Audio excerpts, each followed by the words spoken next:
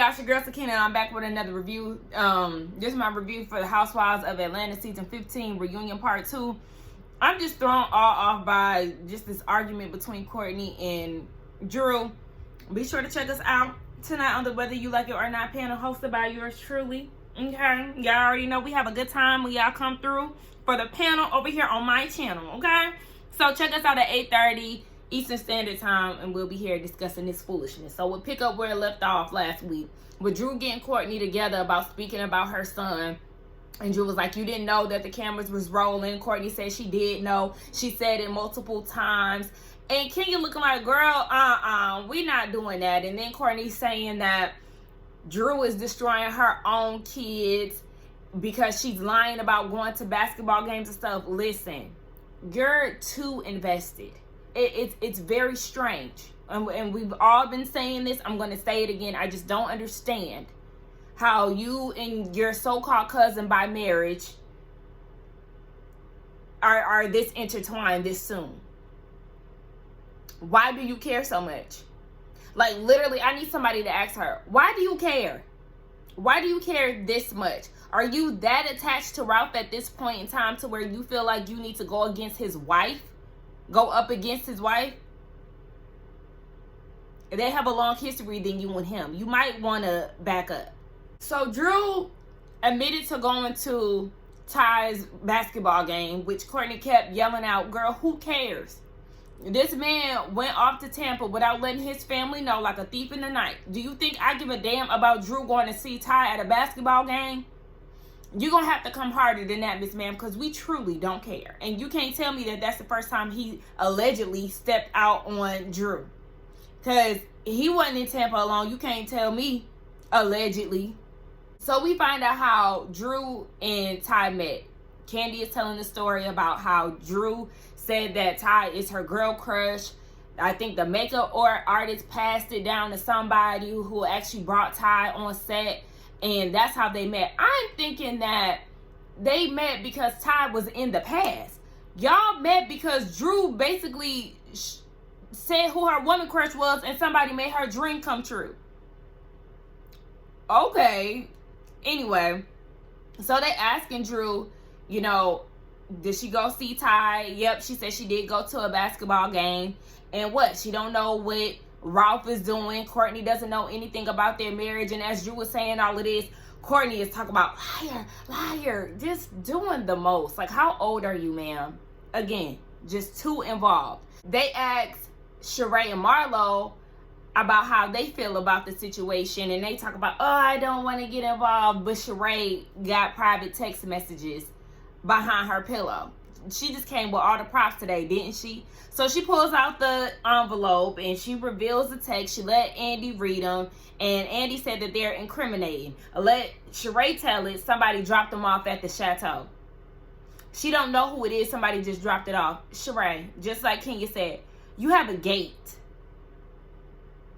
So let's not act, please stop acting as if this is something that wasn't set up. You know exactly who sent it. And Drew was like, okay, is it Ralph? Because otherwise, who gonna drop off some receipts to your house? Anyway, Courtney denying she had any involvement in it, but okay. So they get to passing the text messages around. Kenya want to read them, so they go to her first. And she was like, I mean, these ain't really incriminating, but Kandi got the other half of the text, and she was like, me and you text like this? Long-winded? So basically, it was some type of something in there. And okay, Drew, we already know she is a liar. Yes, that is a given. But if you ask me about her cheating on Ralph, I don't care. I don't care. And that's what I was saying about Drew. Like, girl, we really don't even care that you kissed a girl. So what? Even when Courtney was like, you know, Ralph told me that he was going to file for divorce after Portugal, and he was very devastated. Yeah, I bet he was. I bet he was. Girl, gone. You are being coached by Ralph. Thank you for your services. Please exit stage left.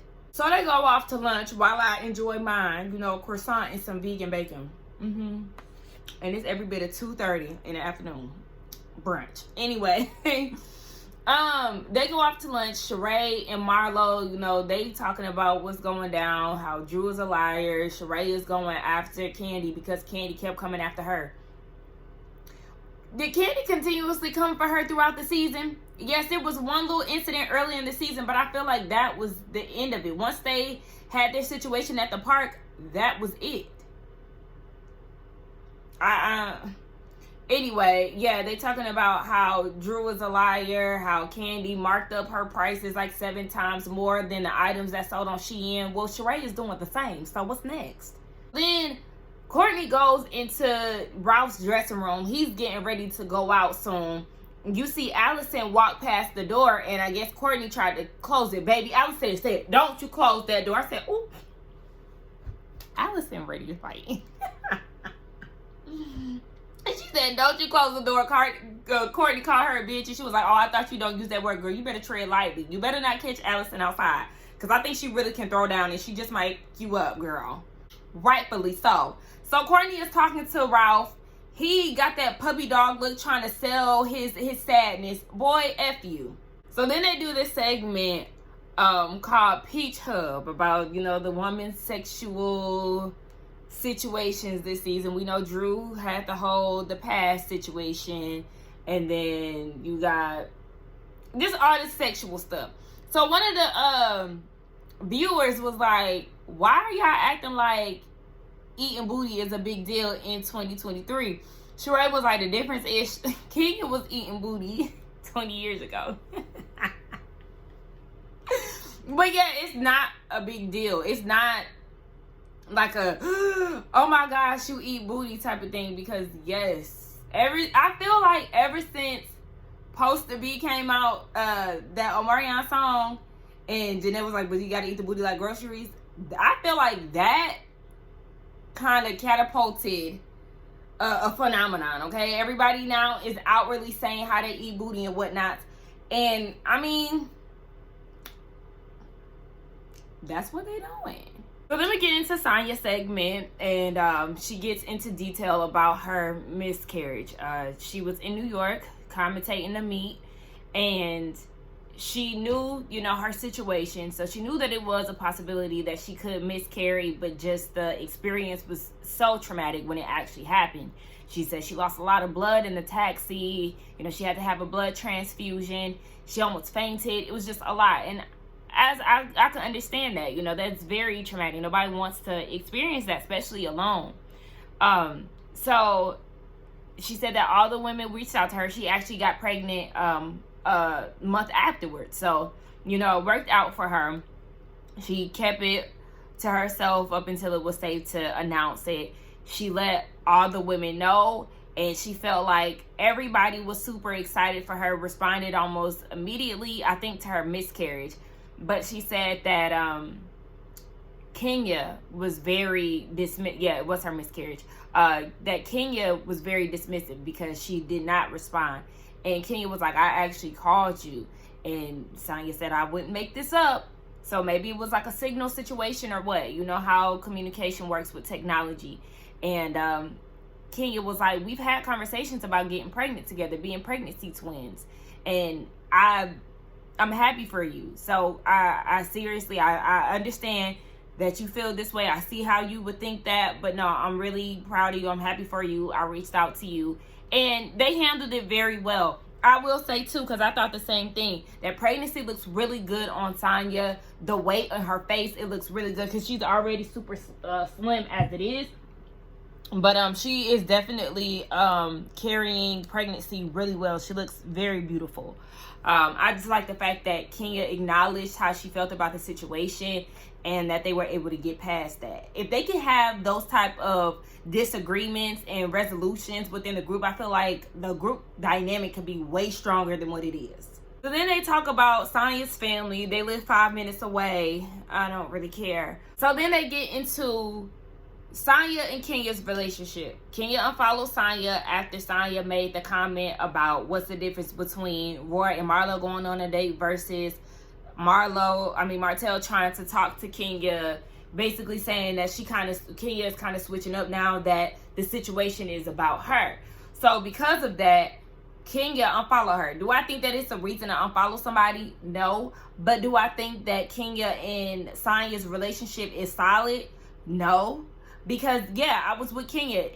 You really don't know how to just be neutral in the situation between Marlo and Kenya. You really don't. You side with Marlo, and that's just where you are. And that's fine.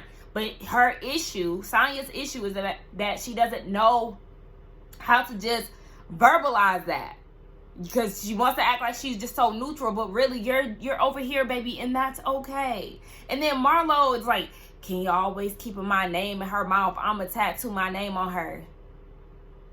Did you forget the way that you behaved last season? You're actually obsessed with Kenya and Kandi. The way that you go out your way to try to provoke them, to throw dirt on them, it's crazy. So I think it's the other way around. So then they talked about the charity and how Kenya helped raise money. But I really didn't like Sonia trying to make it seem like you did this only to make yourself look good. Girl, if I don't fool with you, then I don't fool with you. And I don't have to help. So then they brought up how Shereé and Marlo didn't want to donate to the charity. And Marlo was like, I did. I was one of the first people who did. My accountant made the transaction immediately or something like that. But what she didn't want to do was raise her paddle for Kenya. How small-minded do you have to be that pressed about the person who's hosting this segment of the charity? Instead of participating for your friend, it pains you that much to raise your paddle for Kenya? But she's so obsessed with you, she has you pressed, baby. That doesn't make sense, Marlo. Like, grow the hell up. And Shereé, you shut your broke ass up, because you damn sure was not eager to donate. They literally had to pressure you into doing so. So we don't want to hear it. So then a viewer has a question for Kandi. You know, why you don't like people making comments about you, but you have a whole speak on it dedicated to doing that to the girls. Valid question. But Kandi said, I'm just doing what they've been doing to me for years. So boom. Another viewer asked her, why don't you feel like you should no longer be a part of the group because you never want to share anything about you besides your business? You never show up for the girls X, Y, and Z. Haven't we talked about this already? And how Kandi has been one of the most transparent, if not the most transparent person on this franchise. Haven't we also used that as a reason why she should just go ahead and move on, because we've seen so much of her life? There's nothing else to see. I mean, besides her getting the EGOT, which we know is now a new goal for her. Y'all don't make sense. Y'all don't make sense. First of all, that's a lie. I've shown plenty of my personal business on TV all throughout the years. Exactly. Hell, the Kandi and the Gang show showed all of our dirty laundry in our restaurant. Hello? We got people in here with their flash. In the damn dark. Oh, wow. I'm sorry. Get that damn generator, Todd. I cared so much about not showing people when things go right with me, I would have never did that. You've shown every nook and cranny of your relationship with your mom, which has not been pretty. Exactly. Yes. And on top of that, I would also have to say, you know the most about taking breaks, right? Taking breaks? Ooh! You said maybe I should take a break and Yes, because you guys know the most about taking breaks. Oh, so that was really Shereé who asked that question? Bitch, you're bold. You are bold, Shereé. And that's why she keep getting your ass together, Shereé. You are the loudest person in this room, and you need to be quiet. You are the brokest easy read of the cast. You easier to read than Drew. Girl. You know the most about taking breaks. lackluster, so they always have to bring me back. You're right. Well, I've been asked that more than I've come back, so, and I've made history. Respect to OG, honey. Well, Shereé, what history have you made? And that's not a flex. Is that being fired and rehired, being the most fired and rehired housewife of all of the franchises? That's not a flex, baby. Because every time you come back, it's not like you're making any progress. You're still in the same position that your bro was at from the last time we seen you. How many times throughout the years have Andy asked about She by Shereé, and you wasn't able to produce anything until a decade plus later? Stop playing with us. How long did it take you to build Chateau Shereé? Don't act like you coming in here saving the Housewives, because you're not. You are not. Was the ratings higher than they could be last season? You came back last season. Were they out there doing millions because you better come back? No. You and your leggings ain't doing that much for Bravo. So please, you and your nose can be put down. Don't you try to put that up in the air like you better than somebody, like you doing somebody a favor. I think not. Marlo is just looking for a moment. It's very tiring. That whole, she should be embarrassed. But instead, she continues to try to justify her reasoning for coming to Kandi the way that she did. Now, I will say, when it comes down to Drew asking about the shooting at Blaze, Kandi, I'm going to agree with Marlo on this. You was giving a look like, girl, what? What about it? Like, we not going to talk about that. And I understand Kandi's side of it too, because even when they were at Blaze shooting that scene, when Eric came in and was like, we're not going to talk about the elephant in the room, they was like, we're not going to talk about that. That's not even, it was like a legal situation on top of that, so they couldn't talk about it. So I understand how Marlo feels about, you can't say anything about Kandi or, about the situation. But then I see Kandi's side too. This is a legal matter, baby. We're not talking about that. We've talked about it enough. Reboot Kandi in the gang, then maybe we could talk. What happened? So Kandi is annoyed because she feels like Shereé and Marlo, they always have something to say about her business, but they wanted to keep it on the hush when Miss She Broke the Internet became a flop. Why try to expose Blaze for its wrongdoings, but nobody is talking to Shereé about how she's selling stolen fashions or how she was promoting fashions that she didn't pay for, and that's not even available on her site. So, yeah, and Shereé dumbass talk about you were, duh, she was, but she's talking about your friends. Like, fucking idiot. Anyway, Marlo's story has changed up. She consistently says in the beginning that she was upset that, the shooting was done. Kandi keeps having shootings at her restaurant. Your nephew used to work there, and then you said that the guy, his roommate, worked there too, and you were triggered by that because your nephew was dead, and she didn't give you any type of compassion, but then she started providing receipts, and then it changed to, oh, you didn't send my family flowers. You didn't pay for the funeral. OLG didn't provide food for the funeral.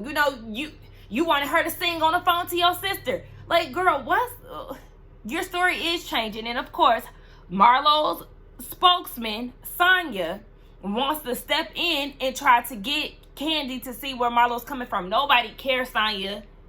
You need to learn how to shut the hell up. That's the problem. That's where people get annoyed with you. They have history with Marlo. Marlo has a pattern between these women. So yeah, we don't need you to try to paint Marlo in this perfect light or whatever the hell you trying to do, girl. Save it, because don't nobody care. So Conehead comes out. And Drew don't want no parts of him. She don't want to talk to him. Kid like, girl, come on. When Andy was like, between the two of them, I don't know why that had me cracking up. But, they play back their time throughout the season. And once the video was over, Drew gonna pass Andy a peach and was like, can you pass that to Ralph? I know that's what he came here for his peach. And then Kim was like, girl, where do you keep getting all these fruits from? Okay, Andy's still eating on his plum. I said, damn, that plum was juicy as hell. But yeah, he definitely he's here for a moment. But I've always felt like, since Ralph has been on my TV screen, unfortunately, that he is an opportunist. Even down to that stepdad book that he wanted to write. How are you wanting to write a stepdad book, but let Drew tell it? You treat her son JoJo different from your biological children. You wouldn't be able to write a book about my son and then have the nerve to not even want me to be a part of the process or tell me what's going on within the process. And then you just got your blacks on Twitter and was talking about how you feel like Drew is trying to use her son for adoption as a money grab. You're pathetic, Ralph. But we've been through that. Oh, but yeah, I'm not finished with his opportunistic ways. So you got the stepdad book. You now have him trying to promote this daddy BS with the apron.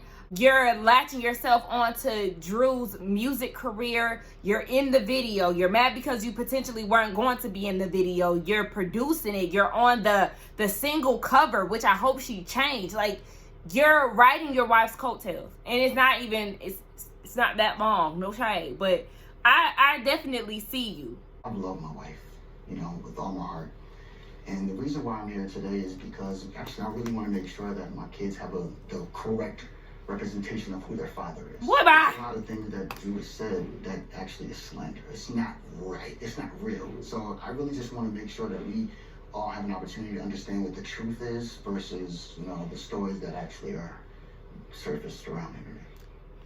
Well, both of y'all be lying. So honestly, I can't believe too much of anything that both of y'all say, but I'm definitely going to side with Drew before I side with you.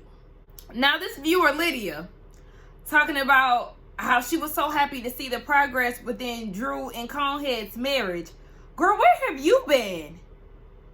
Where have you been? We all knew that Ralph and Drew were putting on at the top of the season, where she's talking about this is the happiest they've ever been. Girl, please save that. That was short-lived, okay?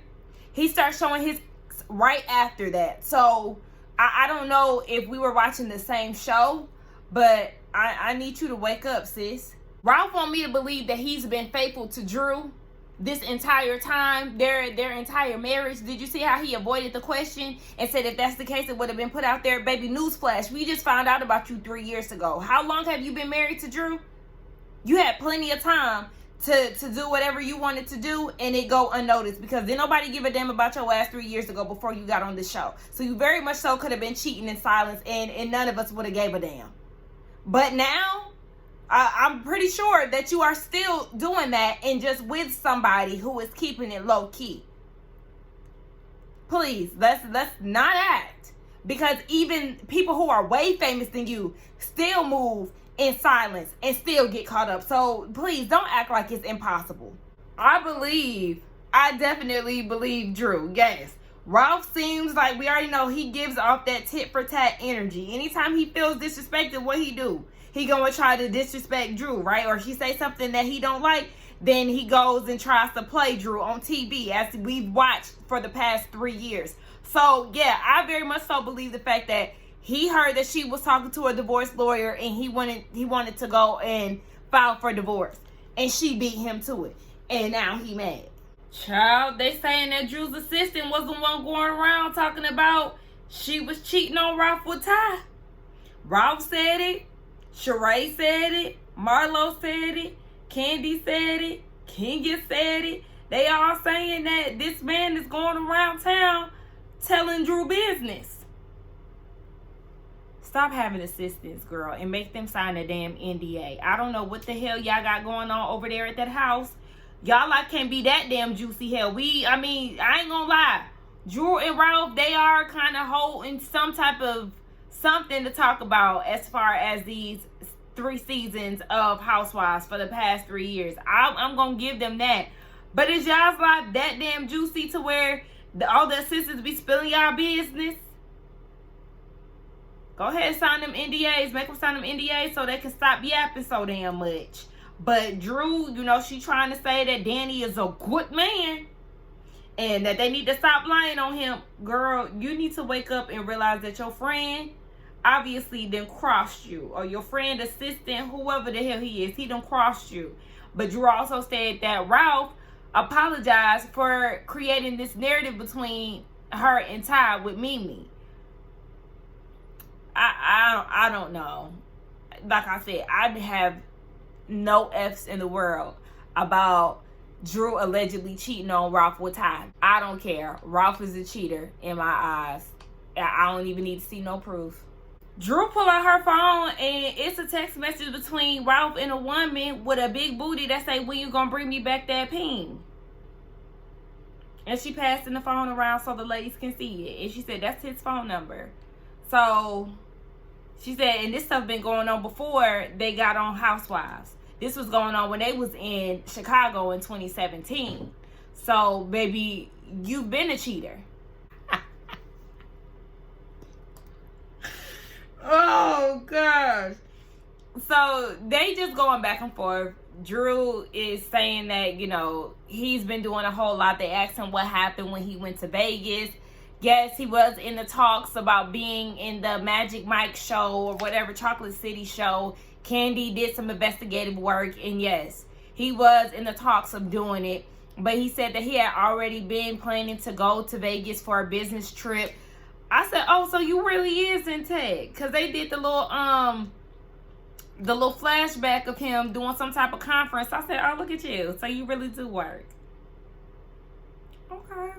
But anyway, Drew said that he been getting head all around the world. I guess it was supposed to be a joke that he was telling her.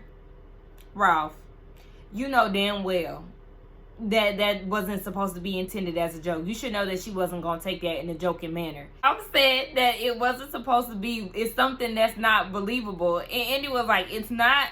The way Ralph's face straightened up and looked at Andy. I don't know, that was so funny to me. So they talk about how Courtney brought up the adoption and stuff. And Ralph was like, well, there's only 3 reasons for adoption: abandonment, abuse, and, you know, someone passing away. But it's also like, that's not true. That's not true. My papa adopted my mom's siblings, and it didn't have nothing to do with those 3 things. He adopted them because he was with my grandma and they were in love, and he loved her children. So yes, he wanted to be that father figure for them. Simple as that. But anyway, and actually today is my papa's passing anniversary, so R.I.P. Papa. But yeah, he said that the dad wants to be in his son's life, so he didn't want to take that away from him. And he said that Drew talks to the dad on a regular basis. But my thing is, Drew, you did try to make it seem as if the dad just was not consistent in your son's life after we had seen that he met his dad after he got released from prison. You said that he really wasn't making any effort. So I don't understand. I don't know, but at the end of the day, he didn't adopt him, and I just feel like her son is being released from Ralph's shenanigans, if you ask me. Drew, do you still love Ralph? Of course, I love my husband. I mean, I would love for reconciliation, but I just feel like there's so many issues. Ralph does not give me a safe space to share my feelings. He actually says, my feelings? Your feelings, that's your favorite line. Wow. I literally have given you all of my 30s, and you have completely broken my heart every year, every time I try to come to you as my husband and say, babe, this is how I'm feeling. You never acknowledge my feelings. You never do right by me. So are you saying I haven't given you a? Have you saying that I haven't given you a great life, Drew? Nigga, what?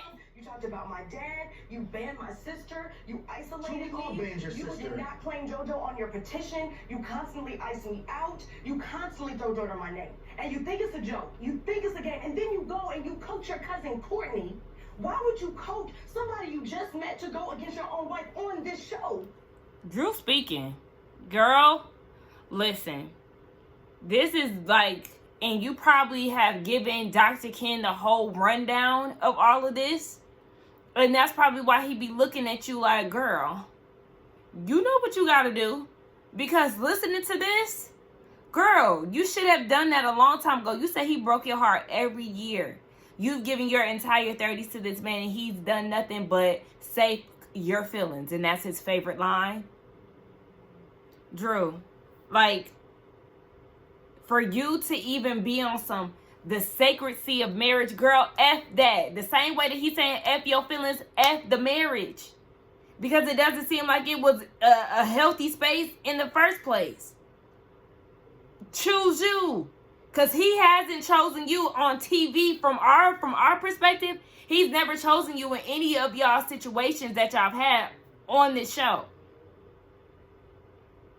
Choose yourself. You just gave us a laundry list of all the things that he's done. This man is trash. This man is trash. And you see how she said he left her son out of his petition? He doesn't mean well when it comes down to your son. And I'm not saying that he's abusive or anything like that. That's not what I'm saying. But I'm just reiterating what you said and how he treats your son different from his biological children. Girl, you love your husband. You wish that y'all can reconcile, girl. He goes and says that Drew is acting. So at this point, she gets up and she walks off and she's crying. So she's backstage with Allison. Allison is like, why don't you tell him about the PI? Oh. So yeah, you got caught red-handed in some shit, basically. And she talking about she don't want to reveal that. No. Stop trying to protect him. He has not protected you. Meanwhile, he's still on stage trying to maintain his peach, talking about, no, he hasn't gotten here all around the world. And Andy's asking him, how does it feel seeing Drew walk off? And he was like, of course, I always want my wife to be in a happy space. Do you? Because you have done nothing but playing her face. So I don't believe, anytime that he says anything in efforts to make it like a positive about Drew, I don't believe him. Because it just seems very phony. He displays something totally opposite of what he says. So even Kenya was like, you can't support your wife when she's telling you that she felt some type of way about somebody calling her out of her name. And you was like, well, everybody else call you a B, so basically get over it. No, a woman wants to hear you say, I'm sorry you feel that way. You know, how can I help you? You know, he doesn't have that in him because he does not care about her. Actions speak louder than anything that you can say out of your mouth. And I'm tired of people saying that they hope that they get it together, they have a beautiful family. Why are you rooting for them? Why are you rooting for them? Marlo, wasn't you just talking about Drew's marriage being shitty, but yet you're rooting for them? That doesn't make any sense. You're quick to throw Drew's marriage in her face, but under the same breath, you're rooting for them to work it out. What sense does that make? That's like y'all rooting for Bob and Shereé to work it out after he admitted to bopping her upside her head. Or she told us that he was bopping her upside her head. Like, what do you mean? Why are y'all supporting these type of marriages? Now, from what we've seen on TV with the Cecil and Simone situation, Cecil never gave me, you know, any of these toxic vibes that a lot of these men show on TV. So when you rally around your friends and you try to save their marriage, let that be an example. Not what the hell Ralph is doing with Drew. Like, what the fuck are they saving? Did y'all not just hear what she was saying? Leave it up to Kenya yet again to be Drew's voice. She did it in New York. What was that? Last year? I think that was last year's season, or last year's season. And here she is again. Like, yeah, he's reminding her of that Mark had put her through. And I thought the same thing. I was like, yeah, he definitely is very similar to Mark. And I'm interested to see how, if this is a legit situation, how their divorce is actually going to go. Because I could see him pulling a Mark, drawing out for longer than it should be. All because he's Saudi. So, yeah, Kenya is telling him, like, you're literally colluding with her enemy. You're feeding Courtney this information, going against your wife. He was like, well, Courtney's my cousin. You don't know that woman. And I'm glad that Kenya said it. Like, somebody had to keep it real with him, because at the end of the day, you don't know her. You've known your wife longer than this fake ass cousin that just came out of nowhere, but yet you're telling her all y'all's business, and she's using that against your wife on your wife's platform. Courtney just got here. Shout out to the queen that is Kenya Moore, like I said. And then how he tried to downplay, how long were you married? For 2 years. And what? It doesn't matter if she was married or if she was just in a relationship. Regardless of whatever, she's recognizing patterns and trying to get you to see it from a different perspective. But he doesn't want to receive that, because he doesn't want to be held accountable. And that's just that. So Drew joins them again, and Andy talks to her about the song that she wrote. I Throw Us Away, I think that she said something like that. It was a song that she wrote in the midst of her and Conehead's issues. So they're going to regroup and they're going to hear Drew's song. So once, they cut to take a little break, he then goes up to her and is trying to act as if he gives a damn about her feelings. Literally, fuck you. Like, she just should practice saying that to him. Yeah.